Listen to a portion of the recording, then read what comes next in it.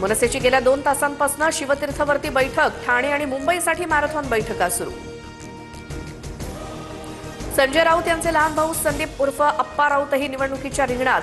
विक्रोळीतनं संदीप राऊत निवडणूक लढणार।